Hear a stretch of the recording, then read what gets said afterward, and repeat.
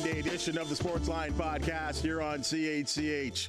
Well, we certainly hope that we are becoming a regular part of your daily routine. I am Bubba O'Neil. Folks, as far as the sports calendar goes, it really is one of the wildest times of the year, which brings about the most opinions and water cooler conversation. Now, what after many of you and us saw an experience last weekend, I do think we do need a moment to relax, decompress, and express some feelings. Get our feelings out. It's very important. If you are up early in the AM hours, this fella's got you covered on 900 CHML and Good Morning Hamilton. He's made his name in these parts as the sideline and later the voice of the Hamilton Tiger Cats, and now he wears many hats. The assistant program, news and sports director at Hamilton's legacy radio station. Rick Zamperin, been here before. Great to have you again. And I'll be honest with you. Based on what we're talking about today, there were about 3 people I thought about, but I was like, no, I have to have Rick in here because I see you active on social media. Yes. I know you have feelings, and I do not agree that it's time we have to get feelings out. Absolutely. It's healthy to express our emotions in a positive and sometimes negative way as long as they're constructive and lead to better things down the road.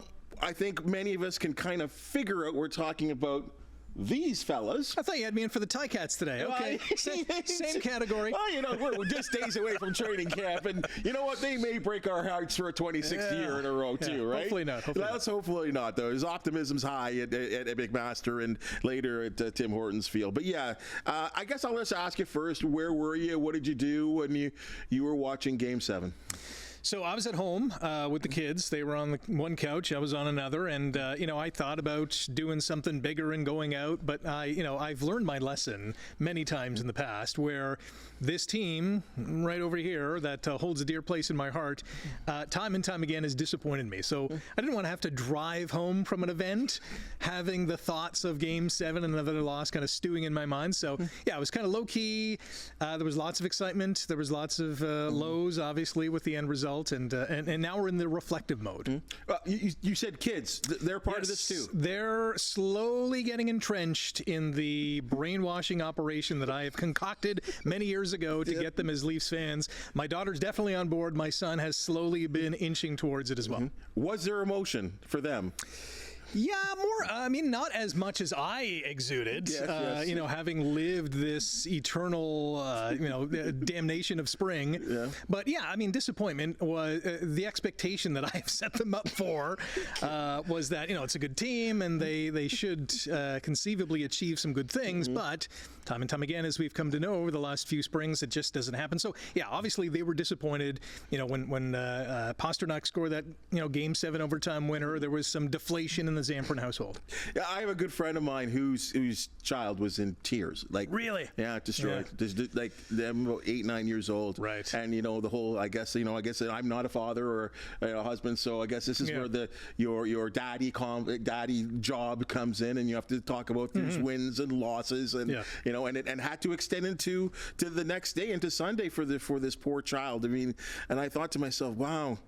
I understand why you wanted to get your son, as a Leaf fan, as you are, to enjoy those Saturday nights together. Yes. But yes, there is a price to pay. Well, and you mentioned the kids, like having that support group is huge because as we know, and I've told the kids this as well, there's only one team that can win the cup. So there are 31 other franchises that are, heartbroken, more so than others. But, this fan base has been heartbroken for 57 plus years, and there's no end in sight. Your entire lifetime. Yeah, absolutely. I haven't seen this team win 3 rounds of a Stanley Cup playoff. They've won 2 to get to a conference final, but never 3 to get to a final. So maybe one day. The clock is ticking, though. And just before we get into it, isn't it crazy that I can think of 3 editions of this squad? I can think of at least in our lifetimes, the Darryl Sittler and Lanny McDonald, Paul Matier years, and 78, we had Damien Cox, and you were talking about that wild year. We had the 92, 91, 93, the Wendell Clark and Gilmore teams, Andrechuk. And then early 2000s, there was the Roberts and Sundin, Curtis Joseph, all reaching the Final Four. And I think every single person that I just listed off there of those 3 additions of the teams, we hold as heroes for reaching the Final Four. Legends. Maple Leaf legends. Yeah, who's had their numbers retired by one of the original 6 franchises for never winning a thing. No, reaching the Final Four. Yes. Not even reaching the final. Not even reaching the final. Yes, it's wild. It's wild. I mean, and that's not the goal that the Leafs have, to reach a Final Four. Again, they want, like any team, wants to win the whole thing. But year after year, decade after decade of only getting so far, I guess you come to a point where, okay, that was pretty good, so we'll, honor those guys. And I think from a Leaf standpoint too, is certainly the early 90s team, where they hadn't gone that far in a long, long time, obviously. And those guys, I think, made a great impact with turning this Leafs era into something positive that we hadn't seen. Because the 80s was really a death valley of nothingness. They were horrible. And Harold Ballard obviously played a huge part in that. But, you bring in the Pat Burns and the Pat Quinns of the world, and this team has turned the corner ever since, to a certain degree. And now this new era of the core 4 and what Kyle Dubas had built many years ago, and the Shanna plan, is starting, is 10 years in, right? So now, the expectation by now is, to win some series. They've won 1 in 20 years. Well, are you ready? Let's do it. Let's square off, folks. Okay. So the Leafs have now stretched their first round series. They did it. They did what no one really thought. They stretched that first round series against the Bruins to 7 games, minus the likes of Nylander or Matthews in each one of those 6 games. Now, after getting to a 7th game and losing in overtime, do you believe that this team is closer to true playoff contention than many believe? True playoff contention, as in Stanley Cup contender, I have my doubts. And I have my doubts because they're built the wrong way. They're built as an offensive-heavy team with very little talent on the back end and between the pipes. And when you look at Stanley Cup champions, they have a great system, they're a well-coached team, and they're built the right way, as in goaltending, defense, and some offense. And the depth of this team has been a big question mark for years because you're paying a lot of these guys, the top-level guys, the Matthews, the Marner, the Nylander, the Tavares, throw Morgan Riley in there as well, a lot of money. And in a salary cap world, if you're spending a lot there, you won't be able to spend somewhere else. And that somewhere else is where they need to spend. Goaltending, back end to improve that talent level. At the end of the day, this core group of players has not been able to get over the hump, and I don't expect that to change anytime soon. Well, when you take a look at, and this is where I give the new general manager, True Living, some credit, with the exception of one failure, the guy he got on from Dallas on the back end. Everything I thought worked out. He said this team needed to be tougher to be, to play against. The snot was the word. The team needed more snot was the word he used, more piss and vinegar. Well, I think this team does have more P and V, and they're tougher to play against. And some of their victories were certainly, I think, in this series, I think a good reflection of a team that can win in the playoffs. So, and let's be honest too, the Bruins aren't your father's Bruins, right? I think that's fair, but yet they fall short again. So, but I was impressed. I thought after what it was basically that Game 5 loss in Toronto, that was rock bottom. But they found a way to get off the mat there, Rick. So maybe. Well, listen, it's not like they got swept 4-0 by a team that I thought they matched up fairly well against from a talent perspective on paper. At the end of the day, they went 7 games. The last 3 games were all 1-goal games. 2 of them were in overtime, and the last one happened to be in Game 7. If it wasn't for some missed assignments on that Pasternak winning goal, we might be talking about a Leafs miraculous Game 7 victory and coming back from 3 games to 1. Sadly, we're not. We're talking again about the core 4 and what's going to happen and what's going to happen with the coach and what's going to happen with the team and yada, yada, yada. And here we are back to square one again. But you know what? You don't think the injuries play a part? I mean, we're starting right now as we go to air right now. The players are talking, and we're starting to hear about the injuries to Matthews and what really derailed him. maybe if these guys are healthy, along with this new, tougher brand of hockey that this team are playing, maybe there is something there. Maybe they roll over the Bruins in 6 or 5. Could be. I mean, listen, every team's going to have injuries, and some of those injured guys do play. But if you have Matthews for all 7 games, you have Willie Nylander, who was on fire the last few games. He scored Toronto's last 3 goals of the series. If those 2 guys are healthy, if Joe Woll perhaps plays Game 7 because he got hurt and didn't play, maybe it's a different story.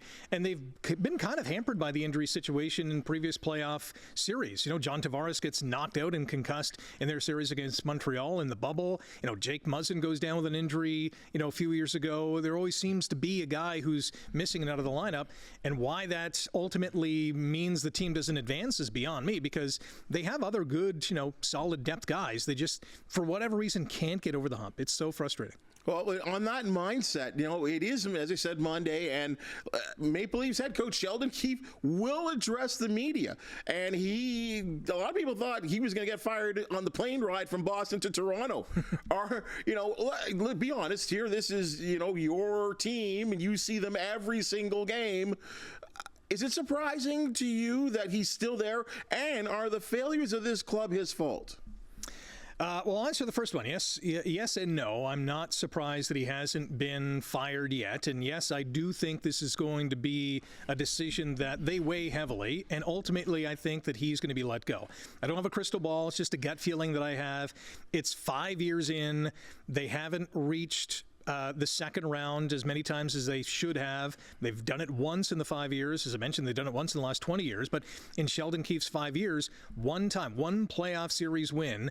With that talent level, with that commitment from the front office, with it being in the biggest hockey mecca, it's a results-oriented business. The results have come in the regular season.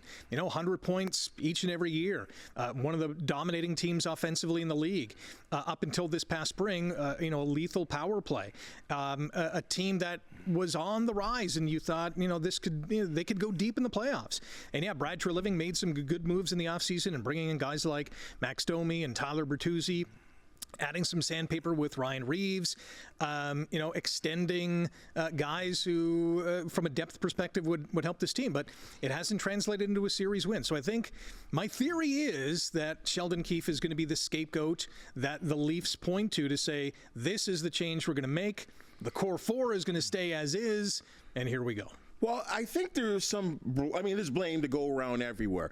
The one thing that is concerning to me that over his 5 years as the head coach is that home record during the postseason, which I believe is about 5-19. I don't understand that. It's crazy to me.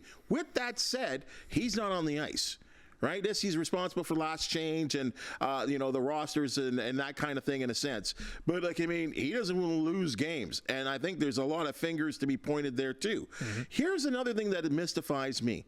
Why is it when this coach calls out his players, and sometimes it goes in the media. Let's be honest, the guy's 10 minutes after a loss and he gets, drilled with questions and he's trying to be as honest as possible. But we've seen, him and Marner and Matthews had a kind of breakup a couple of seasons ago, and apparently they had to hash it out, and and it seemed like the club was running the coach, right? What is it with this team that we seem to have this imbalance? Because there are other teams out there where the coach speaks and everyone listens, and I don't think we're getting that in this team. The only other market I can point to that is somewhat similar, and it only happens to be one guy, would be Edmonton.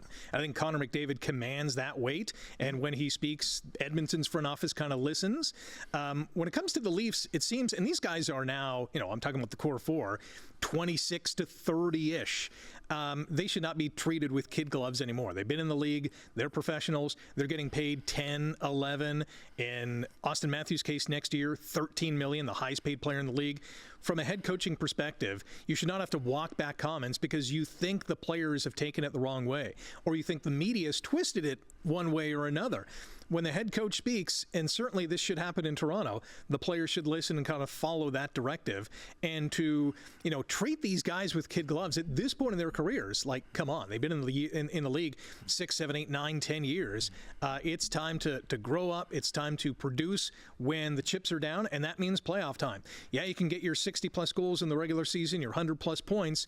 When the chips are down, are you performing in the playoffs when systems are tighter, not a lot of time and space? Can you get it done? They haven't proven that they can. There were a couple times this season he called his team immature. Yeah. Well, maybe they are immature, right? Like, they can't seem to take the criticism. When the heat is on, they have not produced over the years.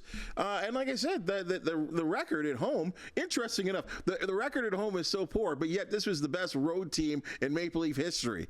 Now, obviously, they play more games and, the three-point system, you can go on and on. But, I mean, the fact is a fact. This team produced more on the road than they ever have. And that, to me, is very interesting, too.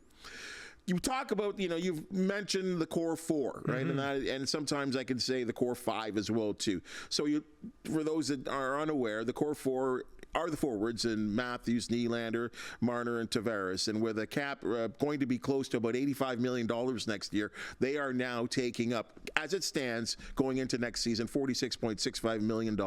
If you make it the core five and you put in Morgan Riley, who's making $7.5 million, then it goes up to about $54.15 million. Right up. Is the core four or extended to the core five? Are you really willing to give these guys one more role, or we hear a lot of times that that's Yzerman. It took him 10 years to win a championship. We could go on and on with this. I mean, Connor McDavid hasn't won a cup, and I think this is year number 6 for him. Mm-hmm. Is it time for a shakeup? I think it's time. The question is, will it be done? And I think it's time because, the proof's in the pudding, right? The definition of insanity is doing the same thing over and over and over and expecting different results. Well, they've done the same thing over and over and over with this core five, let's just call it, and the same thing has happened time and time again. First round exit, disappointment, Game 7 loss. They're 0-7 in Game 7s over the last number of years with these guys on the ice. And yeah, there's been injuries here and there, but at the end of the day, they haven't produced. So should they change? Absolutely. Will they change? No. I have my doubts because really, if Sheldon Keefe is fired, that is Brad Treliving's excuse, mantra, whatever the case is, of saying, yeah, this is the change that we need. We need a new voice. We believe in these guys. Look what we've done in the last 3 games. We were so close. We're going to, I'm not sure he's going to say we're going to run it back, but this is what they're going, I can see it now. So close to what? Winning a first-round series? Well, and there's still 3 more to go. Absolutely. And here's the issue that Brad Treliving has, is that all 4 of those guys, and throw in Morgan Riley as well, have no move clauses. So where are you going to trade them? They have to say, yeah, okay, I want out of the hockey mecca in the NHL, and I'll go to Utah, Seattle, Nashville, whatever the case is. I don't see any of those guys saying, yeah, I'll leave. They want to stay and they want to win in Toronto. The fact of the matter is, it's just not happening. So I think Treliving's hands are tied. I think you're kind of pointing at one player in particular, because you can't move Matthews, okay? The guy scored 69 goals. Yeah. Nylander had scored he was the most productive guy in the postseason, and the guy had migraines and couldn't see for 3 games. Tavares is interesting to me because of his age. Mm-hmm. They kind of had to overplay like everyone has to do in the summer during free agency. Yep. He got more than his value was, but he did establish himself over a period of years with the Islanders, and that was the reason why they pay him what they pay him. Mm-hmm. There's Mitch Marner, who will be a restricted free agent at $10.9 million a season. He's got 1 season left. He'll be attractive, whether he produces or not, or whether he's an East-West player, and I always say, you got to pay for goals. This is why I always said you got to keep Nylander and not Marner, because to me, you got to pay for goals, not assists. He will be attractive to someone out there, maybe more than half the league. What do you think? Yes. Number one, he is the most tradable guy of those 5. I don't see too many teams dipping into their wallets, even to pay half the salary for a guy like Tavares or even a Morgan Rielly, although, he would be a serviceable number 2 or number 3 on most NHL teams. He's certainly not a number 1, and is probably miscast as a number 1 with the Leafs as well. Tavares, virtually untradeable. He's on the wrong side of 30 now. He's not producing at a point per game in terms of his, playoff prowess. Marner is the most tradable guy, knowing that he's got 1 year left on his deal. Usually free agents or would-be free agents in their last contract years have big years. But the fact of the matter is he's on the good side of 30. He has proven to be a point-a-game guy. He's good on the power play. He kills penalties, much more versatile than John Tavares. It's going to be up to him. Does he want to leave? Or will Brad Treliving somehow, some way convince him that he has to leave? Well, they could make it real rough on him if he doesn't want to leave. Sure. They could say, we're going to pay you, but we'll throw you up in the rafters from watching 82 games if you so like. It's tricky because and I know wherever he goes, he's going to be good. Mm-hmm. But maybe a guy like that, Toronto guy, Toronto Maple Leaf, London Knight, a certain amount of kind of got things always his way. And I talked to you about the thing about Sheldon Keefe calling him out. And the next thing you know, he's getting an apology from the head coach for being called out. Yeah. Maybe, I don't know. I mean, again, with Treliving going in there, he doesn't know anybody anything. Mm-hmm. But I think at some point, and you talked about the fact that I think Morgan Rielly needs to be there. I think, you know what, I would give him the seat over Matthews. And that's me personally. Yes, absolutely. I really would. But this team needs help on defense, right? And as much as Joe Woll has been outstanding at times with the Maple Leafs, he's also shown an ability, or at least an unfortunate reality, that he gets hurt a lot. Mm-hmm. This includes, for people that look further back at his card, like a lot of games missed in the Marlies as well, too. Yeah. Yeah, listen, a talented guy, but if he's not on the ice, what good is he? Like any player who's hurt, whether it's hockey, baseball, football, basketball, you name the sport, if they're not playing because they're hurt, their worth is diminished. And, he's got 1 more year on his deal. He's going to have a good, I hope, solid, healthy season to prove that he can be that guy. Let's not forget Dennis Hildeby is in with the Marlies and is another guy who's kind of coming up. But if Woll can stay healthy, I mean, this is a team that's going to have to turn the page and say, right, we're going to need something else. You look at the free agent goaltending list, though, and there's nothing. Like, literally, there's not a lot to choose from. So this Leafs team is going to have to either, reward Ilya Samsonov for another year of Sammy, for his hot streak after the reset, or say, listen, we're going to bite the bullet and get someone entirely new. That's going to be really interesting. We say shake-up, and one name has escaped our conversation. I will just say his name, and you can run with it. Okay. Brendan Shanahan. The Shanaplan. Yes, I mean, he's been there 10 years now. And from a business standpoint, MLSE, and let's not forget, he's in charge of MLSE. It's not just the Toronto Maple Leafs. From a business standpoint, this franchise has done wonderfully well. And you could say that probably with any president in that situation, the team is going to do well, just because of the market, the history, the fandom. But from an Argos, a Toronto FC, a Toronto Raptors standpoint, the business component, he's done very well. So, I mean, that's worth something. Keith Pelly's the new, CEO, the guy in charge of the whole kit and caboodle when it comes to MLSE. I'm sure he's analyzing and has been analyzing over the last couple of weeks, the Shanahan plan and what Brendan Shanahan brings to the organization. Would I be surprised if he was let go? No, because, again, it's been 10 years, and he might, in his own mind think, okay, I've had a good run, the team needs another voice, or the teams need another voice, I'm on my way out. But I think he's going to have to be pushed out. I don't think he's going to fall on his sword.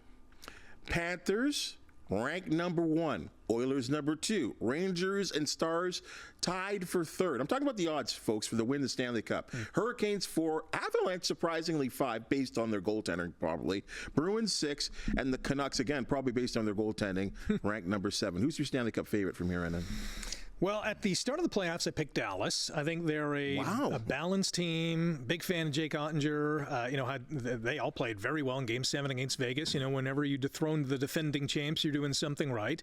I think they're just a well-coached team, a well-rounded team, so I like them. Although, Colorado's pretty good. And I know their goaltender, Georgiev, isn't, all world, but, at certain points in that series against Winnipeg, he was all world and had to be. But when you're scoring 5, 6, 7 goals a game, who cares about goaltending, right? Like the Leafs would love to have that kind of production. But at the end of the day, that Colorado team is going to be dangerous. Edmonton and their special teams, there were 145 when you combine their power play, which is clicking at 45%, and killed every penalty that they took in their first round series against LA. So I really like those two teams. But if I'm picking it's not really a dark horse because they're the President's Trophy winning New York Rangers. You talk about Panarin and Zibanejad and Trocheck and Trouba on the back end and Shesterkin between the pipes. They are a complete team, and I can see them going all the way. If I had to pick right now, Rangers, Colorado final, and maybe the Rangers win. Wow, that's an interesting pick there. And you're right, the Rangers, the blue shirts are balanced everywhere. Laviolette is a great coach who's been there before, won a cup, has taken a number of cups to deep in the postseason. Fox is just it's weird. He's won a Norris Trophy, but yet a lot of people don't know about him, right? And he plays in New York, which is crazy. Yeah, he plays in New York. All he does is just rack up points and play solid defense. You're right on that pick as well, too. But I like the Florida Panthers. I really do. I think they got an element of physical that they play really hard. They have, I think, a 50-goal scorer. They provide the scoring. It's balanced on two lines. They're kind of built on that top 6, bottom 6 sort of mentality. And the most important part, that for some reason, I don't understand why, this Bobrovsky gets hot at the right time every single year. Yeah. And I think can I say this too? I think it's important to that market to win a Stanley Cup too. Like it just seems like it's really important to the players, and they're packing that barn right now. It's amazing how a lot of these American centers, and we're so used to it here in Canada, the passion and the drive and the support, but when these teams like the Hurricanes, like the Panthers get deep, their fans are into it, and the barns are loud. So Dallas, case in point, Game 7 against Nashville and Vancouver over the weekend. It was crazy. What a wild win for the Canucks, to get. Oh my goodness, amazing. They're rolling. Bo Bichette. He's played 32 games so far this season. It's early. Yeah. He's batting .195 with an on-base percentage of .254. If you put together the newfangled stats, and a lot of you guys are into OPS, .530. That's horrible, folks. And he's gone deep once. 1 home run. Is there something wrong with Bo Bichette? I would say yes.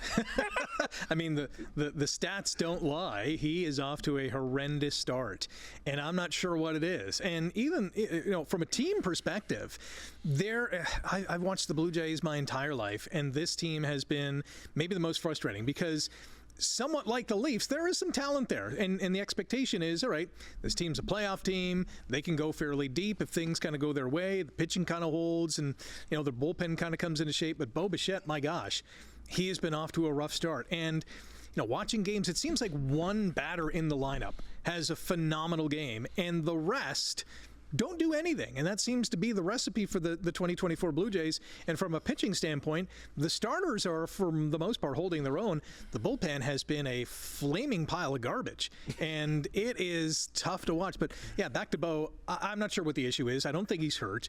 Even defensively, he's making some mistakes and, some easy throws. He's got to get out of it. I don't know. Call some voodoo doctor to do something. He needs some help. He does. And I don't know if any of you guys hung in long enough. Like, you think about that game they lost in the series closer to the Nationals. If people hung around long enough, there was a shot of Bo Bichette once the final out happened, and the cameras kind of panned upon him, and he was by himself, sitting there, staring into. It reminded me of, like, when a team loses a championship, and then you lose, and you're just staring there, watching the celebrations of a team, and you're just kind of staring at it and wishing that was you. But this wasn't the case here. He's just staring into space. He looks like a lost puppy, and it's very, very strange to see. It's almost like like Bo Bichette, he's had slow starts almost either a slow start or a slow ending in his entire Blue Jay career. But we've never seen anything like this. It's almost like Bo Bichette is saying, am I good at baseball anymore? Yeah. And that's a problem if his confidence is shot that low. Yeah, it's a month into the season, so by now you should have gotten within, the matter of where you play and kind of hit your stride. But I don't know. I don't think he's hurt. I think it's a mental thing. They're talking contracts. They're talking mega extensions. Maybe that's in the back of his mind, and that's kind of affecting his play. But the fact of the matter is, you're a professional ball player. You've been in the league a few years now. You know the ups and downs of the season. It's never going to be perfect. But at the end of the day, it's time to produce. A month in, you got to start, collecting your hits. Swipe a couple of bases, play solid defense, be a contributor. Maybe, the manager's got to say, listen, Bo, you're sitting for a game, or you're batting ninth in the order today. Whatever he needs a shakeup. Whatever that looks like, he needs to be shook. I think they did move him in the lineup this weekend. And let's not forget, too, he got kicked out of a game for the first time of his career this weekend. Something's up. Okay, sticking with the Jays. Excuse me, 16-19. And since April the 23rd, they have lost 9 of their last 12 games. And in those 12 games, they've only scored more than 3 runs 3 times. This was a team that, yes, was built on pitching. All of a sudden, that's diminished due to injuries and some guys being DFA'd.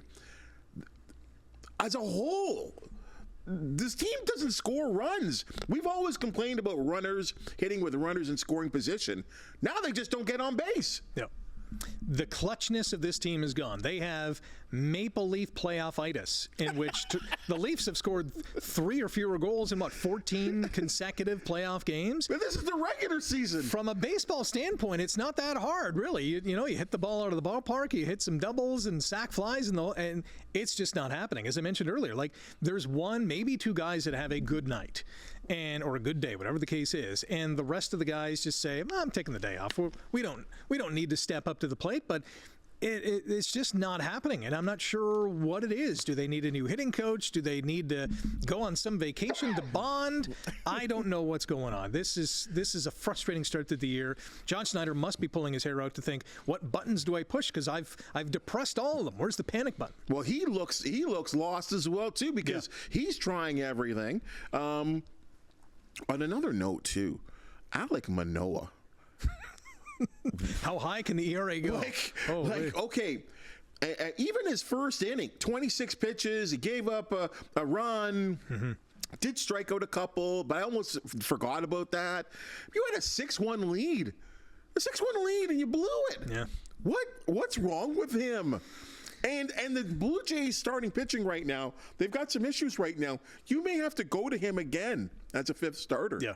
I don't know what's wrong with him, to be honest. He's got a little bit of the Ricky Romero in it, where all of a sudden he can't find the strike zone. But, over the weekend, he was fine in the strike zone. They were just hitting it. Apart from that first inning, he was not doing anything right. And I know he's been sent down a couple of times. It doesn't look like his mechanics are too different. It doesn't look like he's changed the arsenal of pitches. Maybe it's the headspace. Clearly, there's something going wrong up there. But at the end of the day, he's just not getting the results that we saw early on in his career. And it was so exciting because there was, Cy Young talk. There was, All-Star game pitching performances. And now it's like, is he able to stay in the league? And from an injury standpoint, yeah, they're going to need him. They need him to eat up some innings and hopefully, fingers crossed, find his game. I'm not sure how he's going to get there. He looks completely lost. Another Blue Jay who looks completely lost. And I'm not a pitching coach or whatever, but and I played the game for a number of years, but as a kid, right? But there's a couple of things that I watch when I watch him. Remember his good, like you said, when he finished 3rd in the Cy Young, he was sitting there, and he's not a guy that goes into the windup, pitches from the stretch. He would sit there, and the big fella would just rear back and throw hard. Those 2 home runs that he got taken out of the park, and again, that's a deep park over there in Washington. 81 miles an hour. Who are you fooling with that 81 mile an hour slider? It's just shocking to me. Yeah. He doesn't look gutty. He doesn't look tough. He was that bulldog appearance and approach. And his pitching reflected that. It almost makes me wonder. Remember all the talking that he did in that first year or two? Remember, I can't remember who was it. Veritek? Was it someone at the Boston Red Sox? He got into a verbal war with, and now it's almost like it's all come back to haunt him in a way. Like it's really not that easy. His swagger is not the same, right? Like early on in his career, he was going out there to strike you out or get you out somehow, and he would win the ball game. And the last couple of seasons, it's been a tire fire. Sad. Last week in basketball now, we go to NBA. Last week, the LA Lakers were eliminated from the postseason. A real tough series, actually. And they fired their head coach, Darvin Ham. Again, real tough series. They got to a conference final the year before. So this means that the team will be seeking their fourth head coach since LeBron landed in LA since 2018, with Luke Walton and Frank Vogel also being the guys. This is actually in his 20-year career, 21 seasons. They'll be looking for a 10th head coach under LeBron. Is there a problem here? Yeah, the problem is LeBron. He doesn't like everybody. Why doesn't he just become the head coach / player? What happened to that position? Coach / player. I think it would be phenomenal. I think he would be good at it. But yeah, there's definitely a problem. If things don't go well, LeBron wants change, demands change. And listen, I mean, he's been in the league almost 2 decades now. Next season will be year number 20. And, he has a voice, one of the greatest players of all time, certainly the greatest of his generation. And he, commands that weight in the upper offices. Here's a guy who's one day, I think, going to own an NBA team and will, be able to make these decisions on his own. But I think, yeah, his input in the process is duly noted. Doesn't it seem strange to you? Think of all the greats of the game. I think of Michael Jordan. How many managers or coaches did Michael Jordan have? Not to make the Michael Jordan and LeBron comparison. Yeah, absolutely. But it's true, though. He had one coach for most of his career, for the most part, till he went to Washington. Or actually, he had a couple in the early days before Phil came. But, when those guys got whacked, it wasn't because MJ said so. Yeah. I think, and now switch sports. I mean, I don't know, Muhammad Ali had one manager, his entire guy, one corner man, is one voice to listen to for all the almost 30 years of boxing. Like, you go on and on. Like, how can you be, I understand you're one of the greatest players of the game, but isn't it your job to play the game? Yeah. The other thing I think of, too, is this LeBron's way of building in listen, we failed, so this is the change we need to make. And, not necessarily don't look at me or look at the players, but this is the easiest change we could do as well, right? It's always easier to fire the coach as opposed to getting rid of a bunch of players. And in the NBA, there's only so many players you can get rid of. But I think this is a little part of him saying, the only way we're going to move forward is if we change the voice in the locker room. Not necessarily saying that's the right decision. Okay, I respect that, and especially if we talked about the Leafs off the top here. Yes, and they went many years to the well with the same guy. Well, I mean, Darvin Ham just got there. Yeah. He just got his family and bought a house and should be comfortable there. And the team made the playoffs. And really, are the Lakers, other than him and AD, any good? Probably not that good, right? I just feel like over the last half of his career, and this extends, I think, to more than just the coaches. He's like the de facto GM. Like, I don't want to play with this guy. This guy's not working out.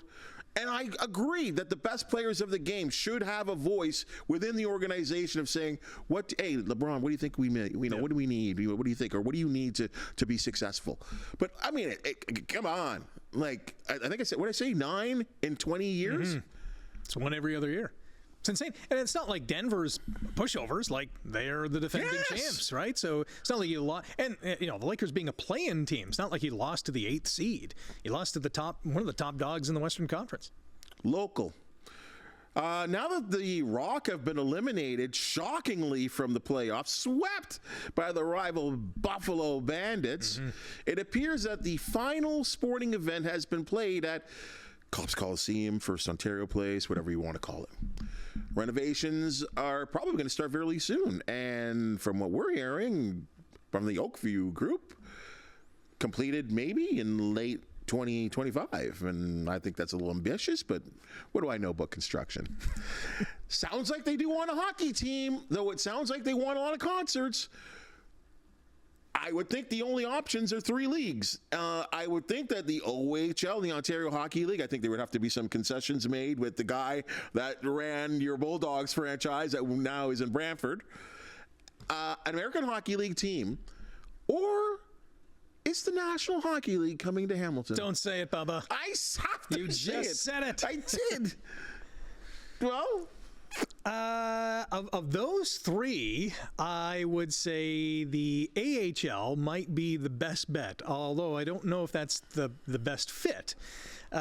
Listen, this all is going to hinge on Michael Andlauer through territorial rights. You know, he has the final say in terms of whether a team can stay there.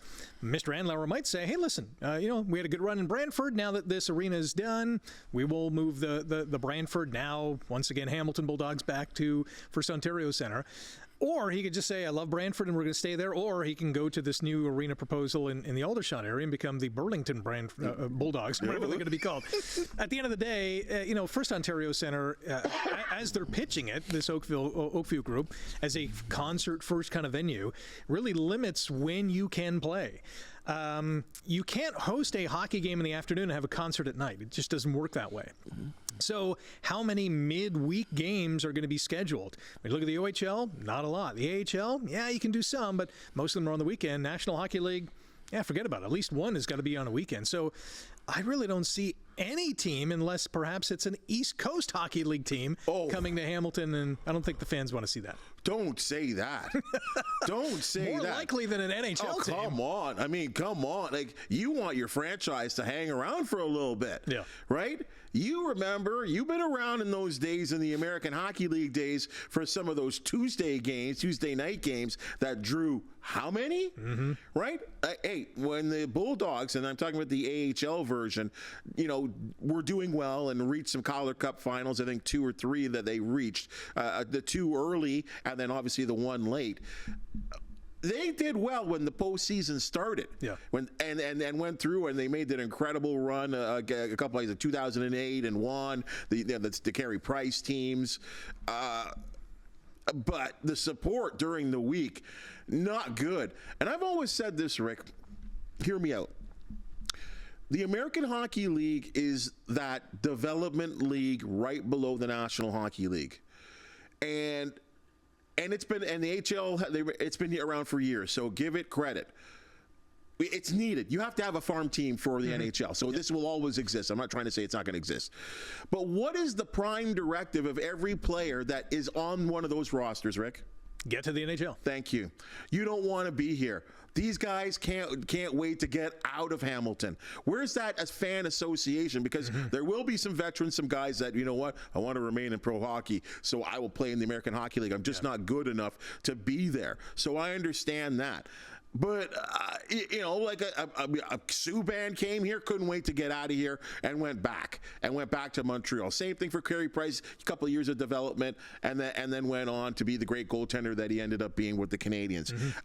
The Ontario Hockey League, to me, is the better option here if a deal can be done, because you're seeing the best junior hockey in the world. Yeah. And I know the NCAA have made strides. I still say the best Europeans leave their countries to come to the Ontario Hockey League and to get drafted. So to me, the OHL, I know there's been a bad relationship with Michael Andlauer. Fine. I mean, because I don't think they're coming back. I think the writing's on the wall, especially if they're going to build a new rink there and a new casino, the whole thing. Like, I think they're going to stay there for good. And you know what? Does Mr. Andlauer need the headaches that he's had here? Nope. Probably not. Yeah. So, but the guy who's running this Oakview group has a lot of power. He certainly does. He knows a lot of people. You can owe, in my opinion, the turnaround of the Raptors, the certain improvement of the Maple Leafs by bringing in the likes of a Shanahan, Messiah Jury. Whose fault was that? Yeah, Tim Leiweke. Listen, he's pushed all the right buttons, and there's a little smidge of me when I mention the AHL that thinks the one AHL team that could work in Hamilton would be the Toronto Marlies, because there's that Leaf fan base here, and I think there would be a lot of excitement, especially I think in the first, early on, to see these guys. Apart from that, no other AHL team would work here. I think the best option, I would agree with you, is the Ontario Hockey League. There's more of a buy-in from a community grassroots kind of hockey perspective of having an OHL team here. I think that's the way to go. Whether they're going to go that route, I don't know. Well, the Marlies would make sense. You're right on that, too. And I don't know what their agreement is. Doesn't sound like it's rock solid with what's going on. I can't call it Coca-Cola Place. I think what we're seeing in the National Hockey League, especially in the Canadian centers, is that you want your American Hockey League franchise, your farm team, to be close to you. See that in Ottawa as well, too, where your team's in Belleville. They got their team back in Belleville. Laval and Montreal. It goes on and on that way. So, maybe that would be the one circumstance where an American Hockey League franchise. But again, if they want concerts in there, and you can't get a Friday night or a Saturday night, like a regular home date, I think there's going to be some issues there. So, but does anyone believe that there's going to be that many concerts at that arena? Isn't it like every week going to be a concert? I have my doubts. I think we can wedge a hockey team in there. Apparently they know a lot of people. Get a lot of better bands than that would have been coming through here, but we'll see. Ricky, thank you very much. That's a good discussion. I hope you feel better. Very therapeutic. Yes, appreciate it. Yeah.